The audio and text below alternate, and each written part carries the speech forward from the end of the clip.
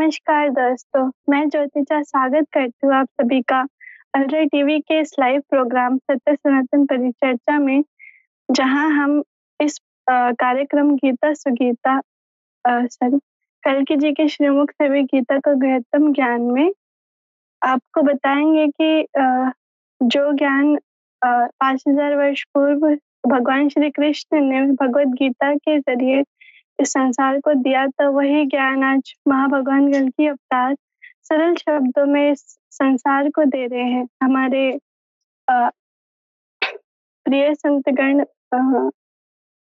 गीता मर्मज्ञ स्वामी विश्वानंद नाथ जी महाराज, अ, स्वामी सच्चिदानंद नाथ जी महाराज और सूफी संत राजेंद्र निगम बाबूजी महाराज के माध्यम से। तो आप सभी संतगणों का मैं स्वागत करती हूँ इस कार्यक्रम में।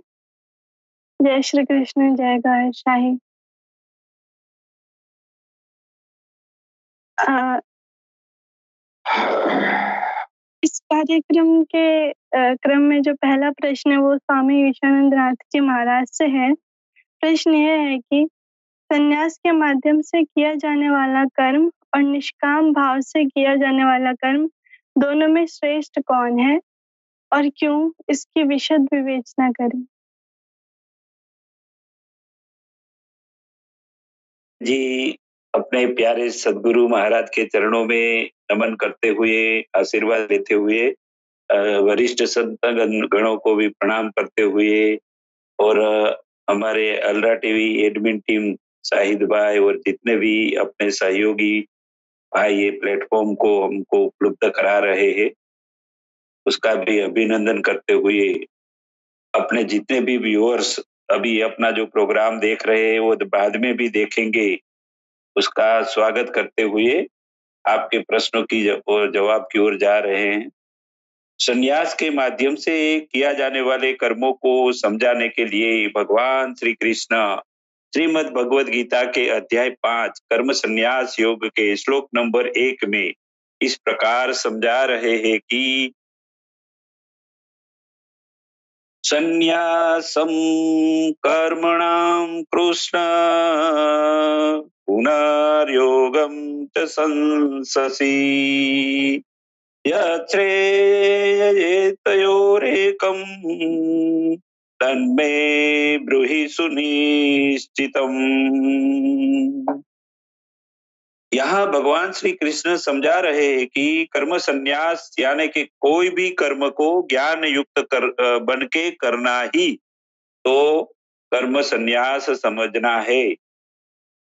भगवान समझा रहे हैं कि कोई भी समझदार ज्ञानी लोग हमेशा उनके सब कार्यों करने से पहले उनके कार्यों के संबंध में जो जो ज्ञान जरूरी होते हैं वे ज्ञान को प्रथम प्राप्त करने के बाद ही उनके कार्यों को करते हैं। इससे पहले से ही समझदार ज्ञानी लोगों को यह मालूम होते हैं कि इस कार्यों को सफलतापूर्वक कैसे पूर्ण करके निर्धारित परिणाम लक्ष्य को प्राप्त किया जाएगा। इसीलिए वे बहुत सजाग होके ज्ञान युक्त होके सावधानी से कार्यों को करते हैं। वे अपने कार्यों को करते समय आने वाले जोखम, समस्या, बाधाओं को समझ पाते हैं। इसीलिए वे उनका हल भी यानी कि समाधान आसानी से कर पाते हैं और अपने सब कार्यों को सफलतापूर्वक पूर्ण कर पाते हैं।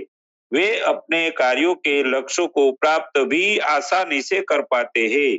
समझदार ज्ञानी लोग उनके सारे कार्यों को कर्म संन्यास यानी के ज्ञान युक्त होके करते हैं। इसलिए उनको यह भी ज्ञान यानी कि समझ प्रथम से ही होता है कि उनके कार्यों का परिणाम, रिजल्ट, फल जो भी और जैसा भी और जब भी मिले उसकी वे चिंता परवाह नहीं करते हैं, क्योंकि उसको ज्ञान होते हैं कि मुझे तो ज्ञान युक्त बन के सावधानी से निष्ठा पूर्वक एकाग्र मन से कार्यों को करते रहना है। उनका परिणाम फल जैसा मिले और उसको वो स्वीकार कर लेता है। अगर कार्यों करते समय कोई भी गलती हो जाने से वे परिणाम अपेक्षित न मिलने से समझदार ज्ञानी लोग निराश नहीं होते हैं। वे अपनी गलतियों को तुरंत समझ लेते हैं और गलतियों को तुरंत सुधार लेते हैं और अपेक्षित परिणामों को प्राप्त करने में कामयाबी होते हैं। समझदार ज्ञानी लोग उनके जीवन के संबंधित जो भी निर्धारित और नियत कार्यों को ज्ञान युक्त होके करते हैं, तब उनको मालूम होता है कि उनके कार्यों का परिणाम फल कुछ न कुछ तो मिलने मिलने वाला ही है। लेकिन वे जो भी और जब भी और जैसा भी परिणाम मिलते हैं, उनको ज्ञान युक्त होके हंसते-हंसते स्वीकार कर लेते हैं।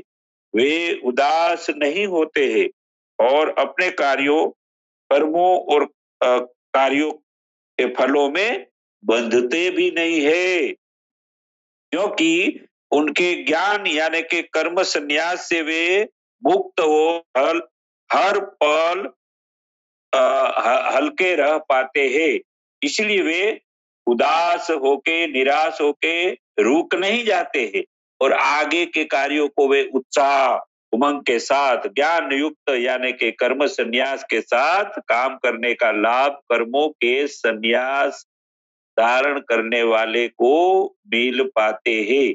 अब भगवान श्री कृष्ण ने समग्र मानव जात को निष्काम भाव से यानी कि कर्मों के फलों की प्राप्ति की इच्छा रखे बिना किए जाने वाले कर्मों के लाभ मनुष्यों को कौन-कौन से होते हैं, वे समझाने के लिए श्रीमद् भगवत गीता के अध्याय 5 कर्म संन्यास युग के श्लोक 2 में समझा रहे हैं कि संन्यासः कर्मयोगे च निः श्रेयसकरावुभौ तयोस्तु कर्म संन्यास कर्मयोगो विशिष्यते। यहाँ भगवान श्री कृष्ण समझा रहे हैं कि कर्म संन्यास यानी के ज्ञान युक्त बन के कर्मों को करने वे ज्ञानियों का लाभ देते हैं। सामान्य लोग तो अपने कर्मों के फलों की इच्छा रखे बिना अगर कर्मों को करेंगे तो वैसा कर्मयोग सामान्य लोगों के लाभ देने वाले होते हैं। भगवान यहाँ समझा रहे हैं, ये दोनों प्रकार के किए जाने वाले कार्यों अवश्य लाभदायी कल्याणकारी है, लेकिन सामान्य लोग उनके कार्यों के संबंध में संपूर्ण ज्ञान युक्त नहीं होते हैं। इसलिए वैसे सामान्य लोगों को अपने जीवन संबंधित कार्यों को कर्म योगी यानी के कर्मों के फलों की इच्छा रखे बिना निष्काम भाव से कर्मों को करने से भी लाभ मिल जाते हैं, यानी कि परमात्मा का स्वरूप का ज्ञान कर्म योगियों को भी हो जाता है। सामान्य लोगों के लिए तो कर्मयोग श्रेष्ठ इसीलिए दर्शाया गया है क्योंकि उसमें लोगों को अपने निर्धारित कार्यों को करते रहना है। सिर्फ उनको फल जो भी और जब भी जैसा भी मिले उनकी परवाह पहले से ही न होने से वे सहज रूप से अपने कार्यों के परिणामों को प्राप्त कर लेते हैं और सहज रूप से उनके कार्यों के परिणामों को स्वीकार भी कर पाते हैं। यहाँ उनको कभी कभार फल न मिले अगर तो फल मिलने में समय लग जाए तो भी उनकी चिंता वे नहीं करते हैं और अपने कार्यों को करते रहते हैं और उनके कार्यों के परिणाम फल जो भी मिले उसको वे सहज रूप से स्वीकार कर पाते हैं। यहाँ कर्मयोगियों को उनके कार्यों के संबंध में विशेष रूप से ज्ञान प्राप्त करने का समय बच जाता है और कार्यों को करते समय बारंबार सावधानी रखने की उसको चिंता भी नहीं रहती है। उसका चिंतन मनन भी उसको करना नहीं पड़ता है कि क्या होगा कैसे होगा। वो सारी झंझटों में से कर्मयोगी बच जाते हैं। यहाँ भगवान श्री कृष्ण यही समझा रहे हैं कि साइंस साइंस के माध्यम से यानी कि संन्यास के माध्यम से किया जाने वाले कर्म ज्ञानी लोगों के लिए श्रेष्ठ यानी कि लाभदायी है, और निष्काम भाव से किए जाने वाले कर्म सामान्य लोगों के लिए यानी कि सामान्य कर्म योगियों के लिए श्रेष्ठ यानी कि लाभदायी है।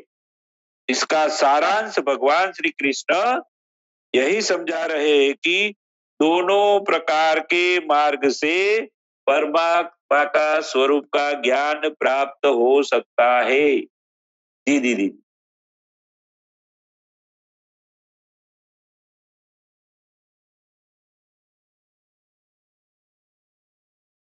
भैया को फोन आ। जी आपका बहुत बहुत धन्यवाद स्वामी जी। अगला जो प्रश्न है वो स्वामी सच्चिदानंद नाथ जी महाराज से है।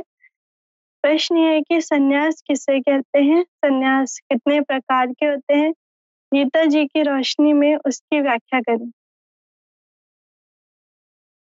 सदगुरु श्रवण कमलेभ्यो नमः। आप सभी का हार्दिक स्वागत एवं अभिनंदन है। याज्ञवल्क्य जी ने जीवन के को 4 भागों में बांटा, ब्रह्मचर्य, गृहस्थ, वानप्रस्थ और सन्यास।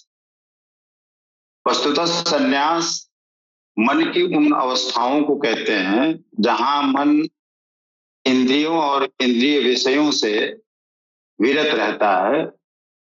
कहने का आशय ये कि अगर हमें कोई सुंदर दृश्य भी दिखे, मनोरम दृश्य भी दिखे, तो हमारा मन वहां उलझे नहीं, उसमें आसक्त न हो। हमको कोई मधुर संगीत भी सुनाई दे तो भी हमारा मन उधर न भटके। कोई कोमल चीज भी स्पर्श हो तो भी हमारा मतलब ज्ञानेंद्रियों की 5 तन मात्राओं के द्वारा हमारे मन को भटकाया न जा सकने की स्थिति अगर बनती है तो इसको सन्यास कहते हैं। और सन्यास में स्वर्ग की भी कामना का त्याग कर देते हैं, क्योंकि पुण्य जब क्षीण होगा तो वो स्वर्ग का पद भी छिन जाएगा। तो मन की स्थितियों का ही सारा खेल है। इसको 4 भागों में बांटा गया है। एक तो सन्यास कुटीचक होता है, जिसमें साधक अपने घर के इर्द गिर्द ही कोई कुटी बना लेता है और जीविकोपार्जन की सारी सामग्रियां घर से ही उसको प्रस्तुत होती हैं, उसके खाने पीने की सारी व्यवस्थाएं। दूसरा होता है बहुदक, जिसमें वो रहता तो है घर के पास करीब कुटी में ही, लेकिन वो भिक्षाटन करके 8-10 घरों को चिन्हित कर लेता है, जिससे भिक्षा प्राप्त करके अपने जीवन का यापन करता है। और तीसरी अवस्था हंस की होती है, और भिक्षाटन में जो भी मिल गया उसी से अपना काम चला लेता है, अपना जीवन। और स्थिति परमहंस की होती है, जो श्रेष्ठ हंस की श्रेष्ठतम जो स्थिति है वो है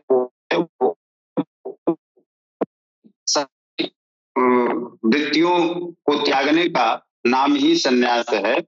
अपने शरीर को यंत्रवत मानते हुए कोई कर्म अगर हो भी रहा है और अगर नहीं है तो वही सन्यासी है।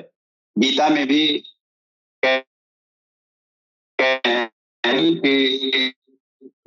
नकांक्षति निर्द्वंद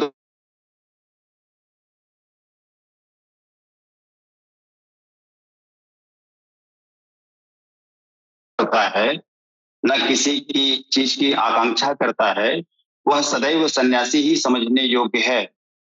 चाहे वह ज्ञान मार्ग से या निष्काम कर्म मार्ग से ही क्यों न हो,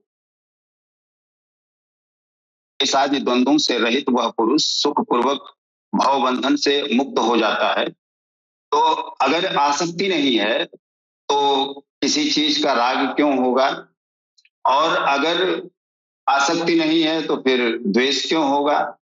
किसी के पास कुछ भी हो उससे हमारे जीवन पे क्या फर्क पड़ता है। तो किसी चीज की आशा न हो, आकांक्षा न हो, मन हमारा कहीं उलझे नहीं, केवल और केवल उस परमात्मा में हमेशा लीन रहे, उसका ही मनन चिंतन होता रहे, यही सन्यासी की स्थिति है और इसी को सन्यास कहते हैं। चाहे वो घर में रह के, घर के बगल में रह के कुटी में करे सन्यास का कार्य, भजन भगवान का, परमात्मा का, या भ्रमण करके, भिक्षाटन करके वो परमात्मा का चिंतन मनन करे।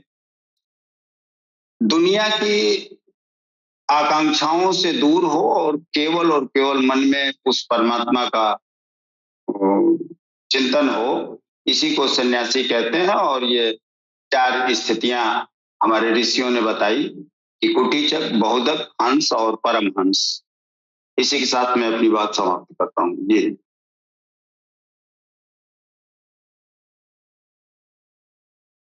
आपका बहुत बहुत धन्यवाद। अगला जो प्रश्न है वो सूफी संत राजेंद्र निगम बाबूजी महाराज से है। प्रश्न है कि ज्ञान और कर्म दोनों ही परमात्मा की प्राप्ति हेतु कैसे उपयोगी है? कल की अवतार सरकार गौहर शाही जी महाराज के आध्यात्मिक शिक्षाओं की रोशनी में समझाने की कृपा करें। जी बहन, भगवत प्राप्ति का जो मार्ग जो है भगवान कृष्ण ने बताया है, ज्ञान मार्ग और निष्काम कर्म योग, ज्ञान योग, निष्काम कर्म योग, ये बड़ा प्रचलित विधा है। पहले इस ज्ञान योग और निष्काम कर्म योग के बारे में स्पष्ट आदमी जो है अंतर कर ले, फिर जो है इसको जो है आगे जानेगा कि कौन हमारे लिए उपयोगी है। ज्ञान योग में निष्काम कर्म योग का ही आचरण करना पड़ता है, क्योंकि ज्ञान योग ये क्रिया दोनों जो है एक ही है, वही यज्ञ की क्रिया है। नहीं, ज्ञान योग में और कर्म योग में काम तो एक ही करना है। फिर ज्ञान योग और निष्काम कर्म योग में अंतर क्या है? ये जो है यज्ञ की जो क्रिया है, यज्ञ का मतलब होता है साधना, आराधना, पूजा पाठ, और ये जो है अपना भगवान की तरफ अपना ध्यान आकृष्ट करना। तो निष्काम कर्म योग और ज्ञान योग दोनों में अंतर ये हुआ कि सिर्फ दृष्टिकोण का अंतर है। ज्ञान योग का जो राही है वो खुद अपने ऊपर जो है अपनी शक्ति को समझकर, अपनी लाभ हानि को देखते हुए इस कर्म में, आराधना के कर्म में प्रवृत्त होता है। लेकिन निष्काम कर्म योगी जो है कंप्लीट इष्ट पर निर्भर होकर इस साधना आराधना की क्रिया में प्रवृत्त होता है। जैसे एक ये जो स्कूल में एक प्राइवेट पढ़ता है, दूसरा नॉमिनेट पढ़ता है, दोनों का पाठ्यक्रम एक ही है, परीक्षा एक ही है, परीक्षक निरीक्षक सब एक ही हैं। ठीक इसी प्रकार दोनों के सदगुरु तत्वदर्शी हैं और डिग्री एक ही है, केवल दोनों के पढ़ने का दृष्टिकोण भिन्न है। हाँ, एक संस्थागत छात्र को सुविधाएं अधिक होती हैं, अर्थात जो सदगुरु की देख रेख में सदगुरु पर निर्भर होकर आराधना क्रिया में जो है संलिप्त रहता है, वह जो है निष्काम कर्म योगी है। अब यह जो है भगवान कृष्ण ने कहा कि काम और क्रोध दुर्जय शत्रु हैं। अर्जुन से कह रहे हैं कि काम और क्रोध दोनों दुर्जय शत्रु हैं, इन्हें तू मार। अर्जुन को लगा कि यह तो बड़ा कठिन काम है, किंतु भगवान श्री कृष्ण ने कहा नहीं, शरीर से परे इंद्रियां हैं, इंद्रियों से परे मन है, मन से परे बुद्धि है, बुद्धि से परे तुम्हारा स्वरूप है, तुम वहां से प्रेरित हो। इस प्रकार अपनी हस्ती समझकर, अपनी शक्ति को सामने रखकर स्वावलंबी होकर कर्म में प्रवृत्त होना ज्ञान योग है। भगवान श्री कृष्ण ने कहा कि चित्त को ध्यानस्थ करते हुए कर्मों को मुझ में समर्पण करके आशा, ममता और संताप रहित होकर युद्ध कर, समर्पण के साथ इष्ट पर निर्भर होकर उसी कर्म में प्रवृत्त होना निष्काम कर्म योग है। अब यहाँ निष्काम कर्म योग में और ज्ञान योग में अब यहाँ जो है दोनों में अंतर ये है कि निष्काम कर्म योग का सारा दारो मदार जो है वो सदगुरु के ऊपर हो गया, और ज्ञान योग का जो है वो भी पढ़ाई करेगा, वो भी मेहनत करता है, वो भी जो है जप तप करता है, लेकिन उसमें उसकी अपनी अकल जो है इस्तेमाल करनी पड़ती है। गुरु का जो है, गुरु के ऊपर जो है वो आश्रित नहीं है, वो अपने ये जो है कर बहिया बल आपनो ना, उसके अंदर ये भावना होती है, वह स्वतः ही जो है मेहनत करके और वो पहुंचता है। तो स्वतः मेहनत करने में और गुरु की कृपा दृष्टि से जाने में दोनों में अंतर है। तो आसानी है, आसानी ये है कि कितना ही मेहनत करेगा फिर भी जो है जो गुरु की नजर होती है, जो दृष्टि होती है, उस दृष्टि में जो भगवान के, ईश्वर के, परमात्मा का जो है वो ज्योति होती है। और ज्योति एक तरफ ज्ञान योग वाला ज्योति बनाता है और निष्काम कर्म योग वाला ज्योति पाता है, दोनों में बहुत अंतर हो गया। अब हमारे सरकार गौहर शाही जी महाराज भगवान काल्की अवतार ने कहा कि ये हृदय का सिमरन ले लो और तुम्हारे हृदय में भगवत नाम का संचार हो जाए, भगवत नाम का अखंड संकीर्तन जारी हो जाए, तो समझ लेना कि एक दिन ये तुम्हारा हृदय का सिमरन ही तुमको जो है रोशन जमीर बना देगा। अब ये हृदय का सिमरन को आना, ये ज्ञान योग वाला मेहनत करता है, उसको बार बार रिपीट करता है, भगवत नाम के सिमरन को याद करता है। और निष्काम कर्म योग वाला वो गुरु के ऊपर निर्भर करता है कि वो नजर डाले मेरे दिल पर, मेरे दिल की जाला फट जाए और ये मेरा अखंड संकीर्तन जारी हो जाए। तो भगवान काल की अवतार सरकार गौहर शाही जी का जो अध्यात्म मार्ग जो दुनिया को दे रहे हैं वो निष्काम कर्म योग दे रहे हैं। निष्काम कर्म योग का मतलब कि साधक को कुछ नहीं करना है, सिर्फ समर्पण चाहिए, बाकी सारा काम सरकार गौहर शाही कर रहे हैं, भगवान काल की अवतार कर रहे हैं। सरकार ने फरमाया था कि ये जो है ये भगवत नाम का सिमरन ले लो, अपने अंदर अखंड संकीर्तन जो है ये शुरू कर लो।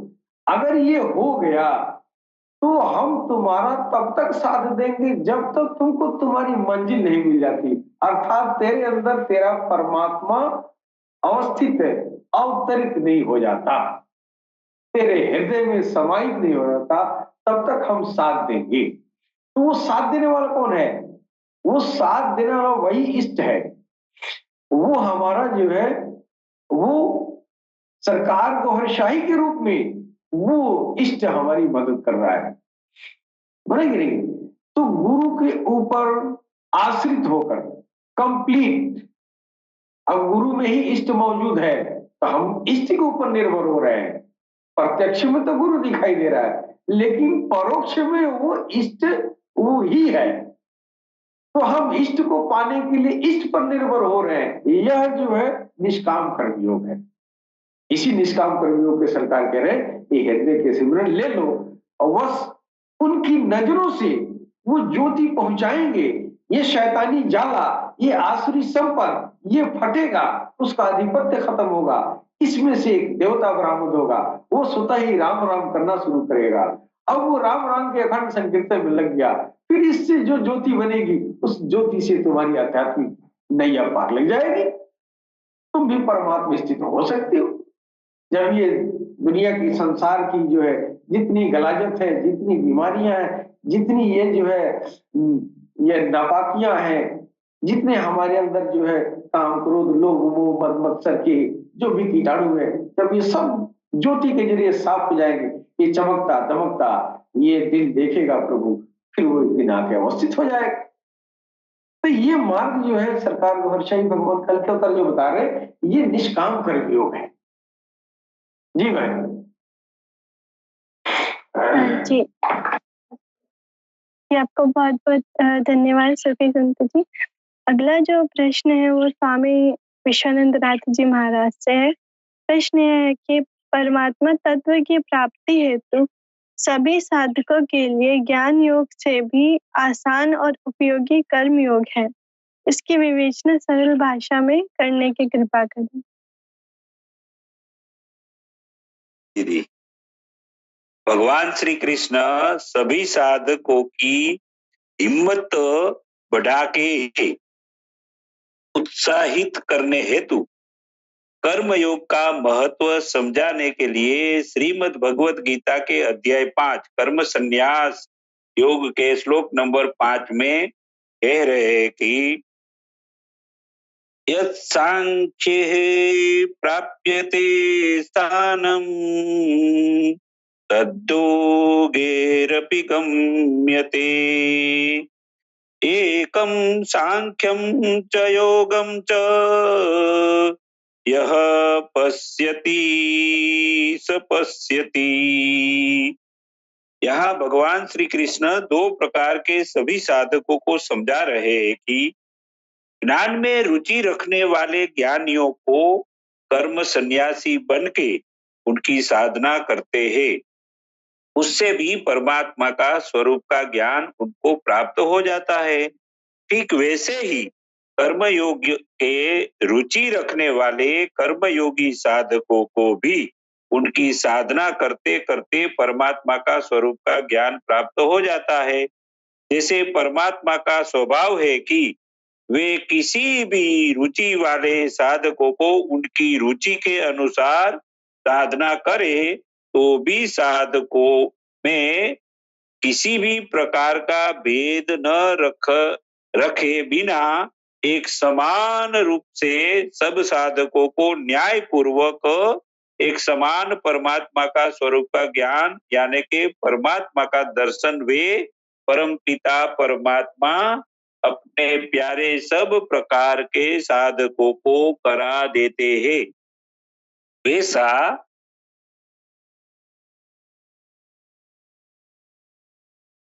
आश्वासन कर्म योगी साधकों को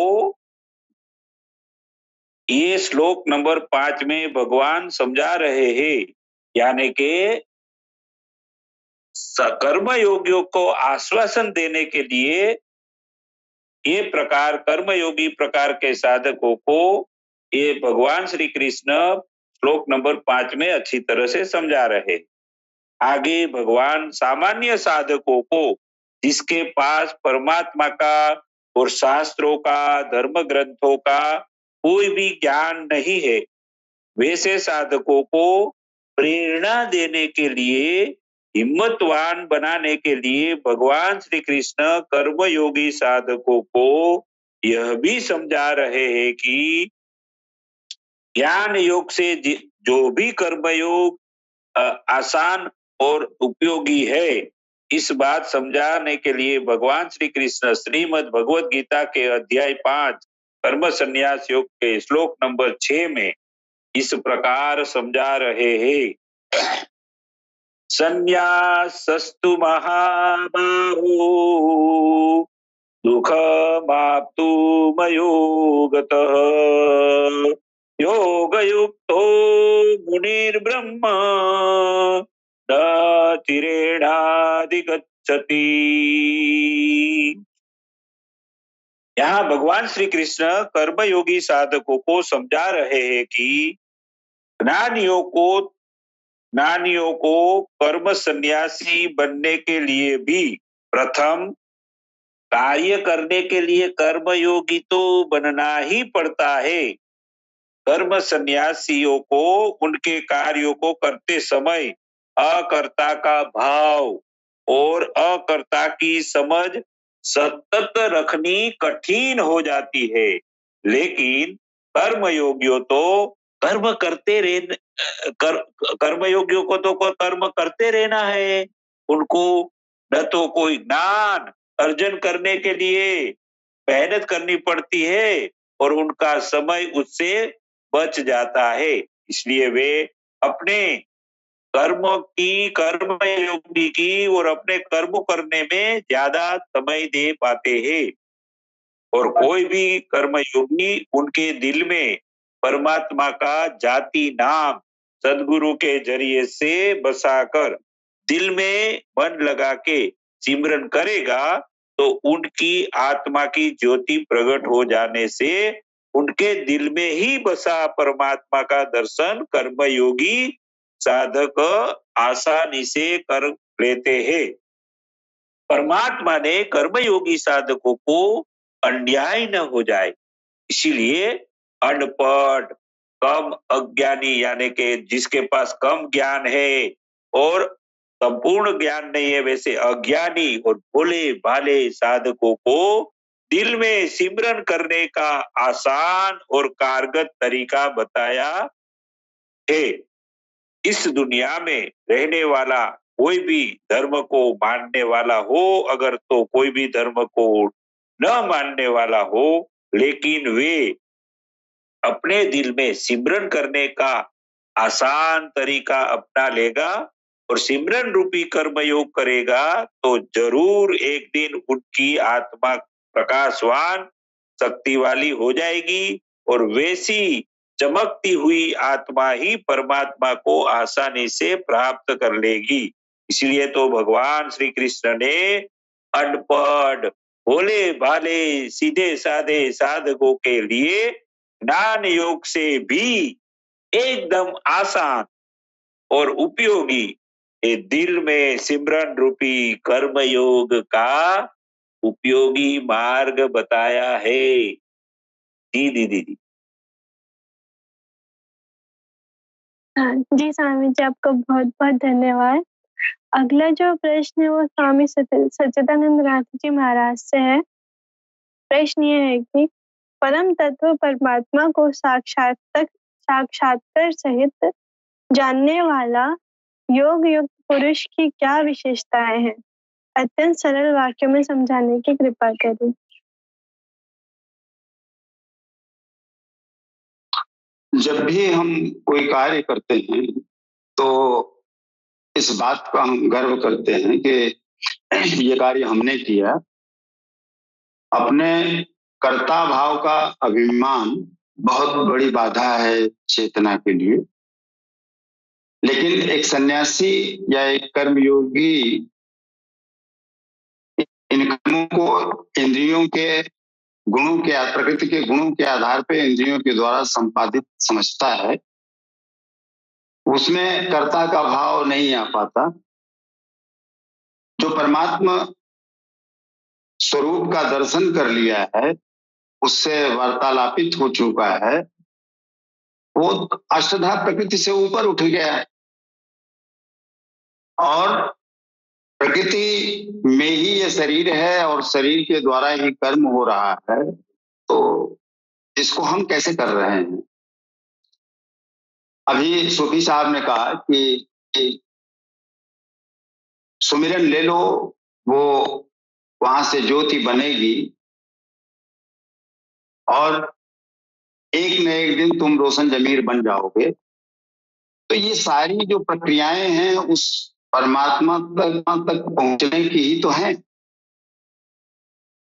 और उसी सुमिरन के स्तर पे पहुंचने के लिए ये सारे इंद्रियों का संयम, मन का संयम, मन बुद्धि अहंकार का समर्पण, ये सारी जो प्रक्रियाएं हो रही हैं केवल और केवल इसलिए कि वो हृदय जागृत हो जाए, वो हृदय निर्मल हो जाए, वो हृदय विशुद्ध हो जाए, उसमें केवल और केवल परमात्मा ही दिखे, उसी का चिंतन हो। तो जितनी भी ये पूर्व की अभी तक हम लोग बातें कर रहे हैं ये उसके आगे का स्टेप है जहां से हम शुरुआत करते हैं। आज सरकार गौहर शाही कल्कि अवतार जो हमें शिक्षा दे रहे हैं वो उस जगह से दे रहे हैं जहां ये सारे कर्म करके हम चरम पे पहुंचते हैं और उस ब्रह्म को जानने के योग्य अपने आप को बनाते हैं। वहां से प्रारंभ करते हैं। वो हृदय को निर्मल करके उस हृदय को जागृत कर देना, उस हृदय में वो स्मरण निरंतर होता रहे। वहां जो आत्मा हमारा अनाहत चक्र पे आत्मा जो बैठी है, जो शक्ति बैठी है, उस शक्ति का जागृत होकर उस ऊर्जा को बनाने लगना, यही इन सारे कर्मों का प्रभाव है।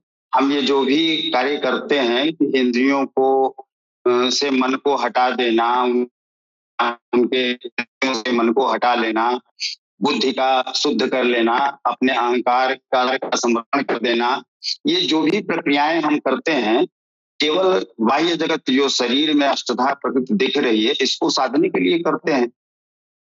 और इसको साधे बगैर अगर सीधे सीधे जहां हम पहुंचेंगे साध के, वहां सीधे सीधे अगर हमारी पहुंच हो रही है, तो ये जहां से हम प्रारंभ कर रहे हैं, ये यहाँ की जो हम अभी चर्चा कर रहे हैं, इसकी पराकाष्ठा है।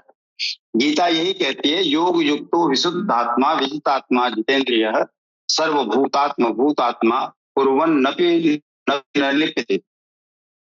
जो योग युक्त हो गया, उस परमात्मा से जुड़ गया, जिसका विशुद्धात्मा जो निर्मल मन हो गया है, जिसने अपनी इंद्रियों को ठीक ढंग से जीत लिया है, वो सर्व संपूर्ण भूत प्राणियों के आत्मा के मूल उद्गम परमात्मा से एक ही भाव हुआ, योग से युक्त है। वह कर्म करता हुआ भी उसमें लिप्त नहीं होता है। वो समझ जाता है कि ये जो अष्टधा प्रकृति है, ये प्रकृति के गुणों के अधीन, उसके गुणों के अनुसार ही कार्य कर रहा है। जैसे हमारी आंखें हैं, तो इसका स्वभाव है प्रकृति का, इसका गुण है कि ये देखेंगी, अच्छी चीजें देखेंगी तो प्रसन्न होंगी। तो जो भी कर्म हो रहे हैं, वो प्रकृति के गुणों के आधार पे हो रहे हैं। तो इससे ऊपर की स्थिति सरकार गौहर शाही ने हमको बताई कि जिक्रे उस हृदय का संचालित हो जाना, उस हृदय का जागृत हो जाना, जहां से वो प्रकाश बनना शुरू हो जाएगा, और उस प्रकाश से ही वो परमात्मा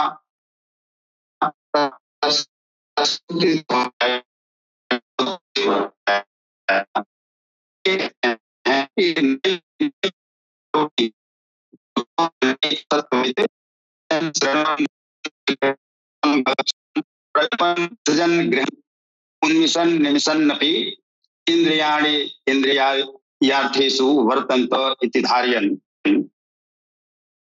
अर्थात मन को साक्षात्कार सहित जानने वाले योग युक्त पुरुष की यह मन स्थिति अर्थात अनुभूति है कि मैं किंचित मात्र भी कुछ नहीं करता हूँ। यह उसकी कल्पना नहीं है, बल्कि यह स्थिति उसके कर्म करके पाई है। युक्तो मन्यता, अब प्राप्ति के पश्चात यह सब कुछ देखता हुआ, सुनता हुआ, स्पर्श करता हुआ, सूंघता हुआ, भोजन करता हुआ, गमन करता हुआ, सोता हुआ, श्वास लेता हुआ, उड़ता हुआ, त्याग करता हुआ, ग्रहण करता हुआ, आंखों को खोलता हुआ और मीचता हुआ अपने हाथों में बरतती हैं, ऐसी धारणा वाला होता है। परमात्मा से बढ़कर कुछ है ही नहीं, और जब उसमें वह स्थिति है और उसमें वह स्थिति ही है, तो उससे बढ़कर किस सुख की कामना से वह किसका दर्शन जारी करेगा। जो भी हमको ये अभी तक का ज्ञान था, वो केवल और केवल इस अष्टधा प्रकृति को साधने का था। ये पंच महाभूत को या अपनी पांचों ज्ञानेंद्रियों की उनकी तन्मात्राओं को हम कैसे साधेंगे, मन बुद्धि अहंकार का कैसे समन करेंगे, और इसको समन किए बिना उस परा प्रकृति को हम स्पर्श भी नहीं कर पाएंगे, और उस परा प्रकृति को स्पर्श किए बिना उस परमात्मा का ज्ञान नहीं हो सकता। तो उस परमात्मा का ज्ञान कल्कि अवतार सरकार गौहर शाही उस इंजेक्शन की तरह करवा दे रहे हैं कि इन सब चीजों को करने की कोई आवश्यकता ही नहीं है, क्योंकि ये इंजेक्शन जब लग जाएगा, ये प्रकाश जब तुम्हारे हृदय में उतर जाएगा, तो ये सारी चीजें अपने आप समन होती चली जाएंगी। हम आराधना करें और हमारा मन भटकता रहे, किसी सुंदर स्त्री को देखें तो उधर लालायित हो जाए, किसी अच्छे गीत को सुने तो उधर हमारा मन भटकने लगे, तो ये कैसी साधना है? हाँ, ये अगर प्रकाश वो परमात्मा हमारे हृदय में उतर आता है, तो इन सारी बुराइयों से स्वतः अपने आप मन हट जाएगा, मन उसी में रम जाएगा, उस परमात्मा के ही सौंदर्य लहरी में डूबता उतरता रहेगा। उसके सिवा कोई चिंतन उसके इर्द गिर्द भटकेगा ही नहीं।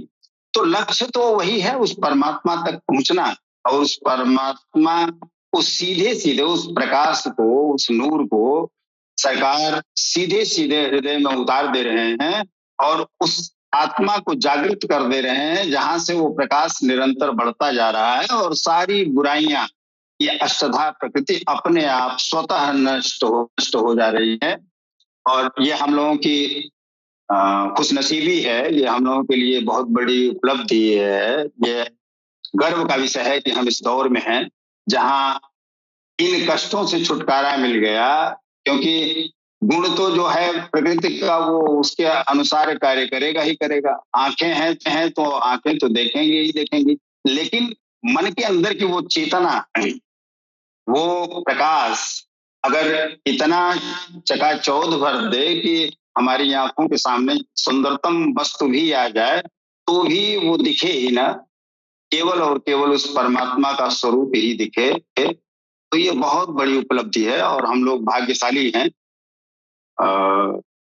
तो उस परमात्मा को साक्षात्कार सहित दर्शन करने वाले व्यक्ति की स्थिति या उस साधक की स्थिति यही होती है कि वो प्रकृति के किसी भी गुण से प्रभावित नहीं होता और इंद्रियों के किसी भी विकार से वो प्रभावित नहीं होता। वो केवल अगर प्रभावित होता है तो उस परमात्मा के सौंदर्य से उसी में वो डूबा रहता है, उसी का चिंतन करता रहता है, उसी का मनन करता रहता है, उसी को आता है, उसके सिवा उसको कुछ भी नहीं दिखता।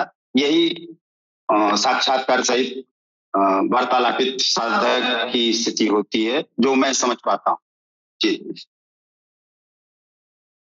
जी, आपको बहुत बहुत धन्यवाद स्वामी जी। अंतिम प्रश्न है सूफी संत राजेंद्र निकम बापू जी महाराज से।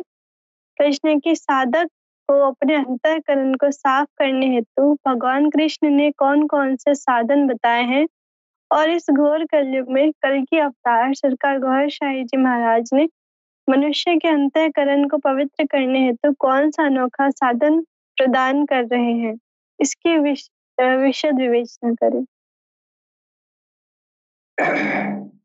जी बहन, भगवान कृष्ण ने कहा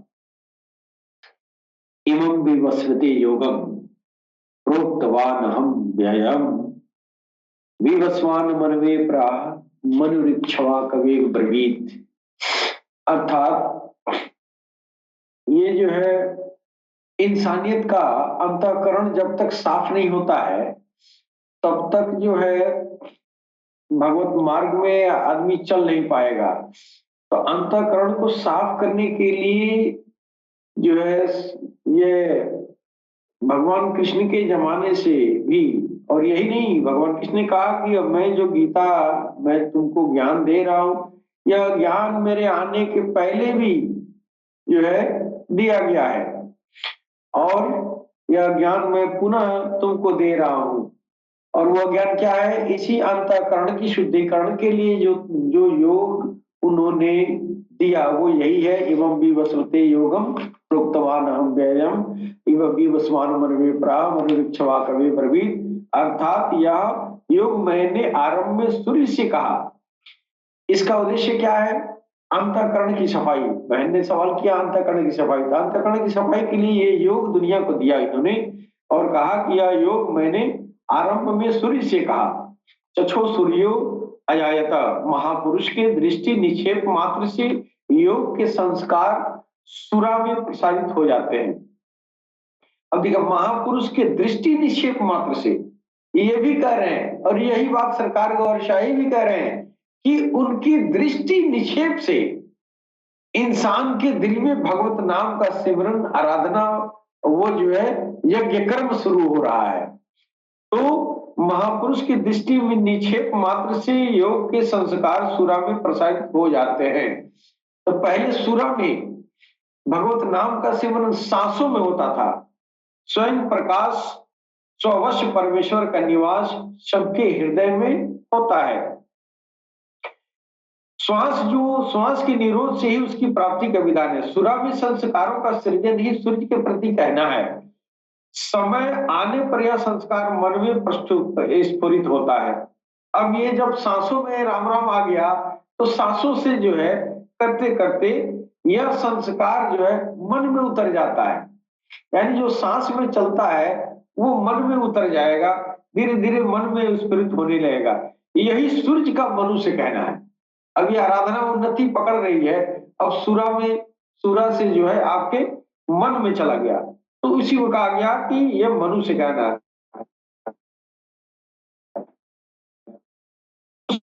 के प्रति इच्छा जागृत हो जाएगी। अर्थात जो गुरु ने भगवत नाम को दिया है आपके अंदर सूरा में डाला है वो उन्नत करके अब मन में जब आ गया तब मन से उन्नत करके इच्छा में आ गया।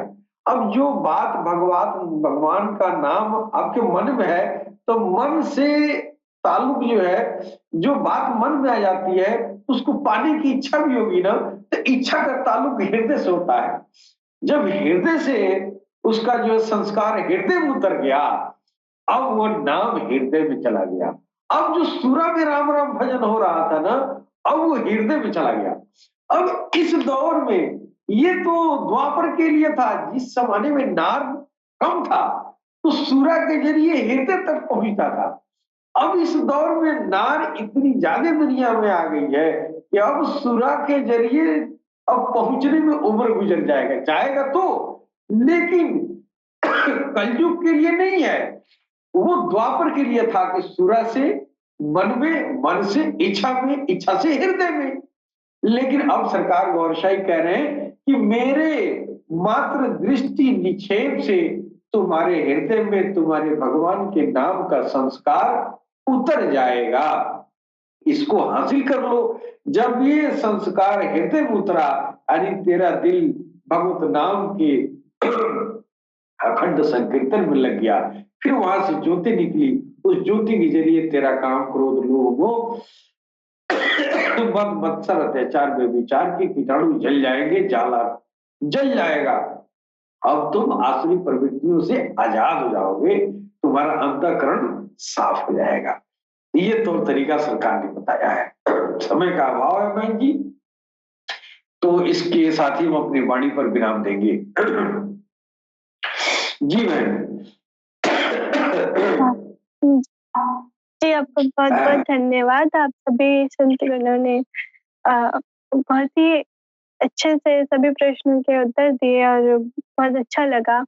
इसी के साथ अपने कार्यक्रम की समाप्ति पर पहुंचते हैं। सभी को जय श्री कृष्ण, जय गौर शाही, जय कल की अवतार।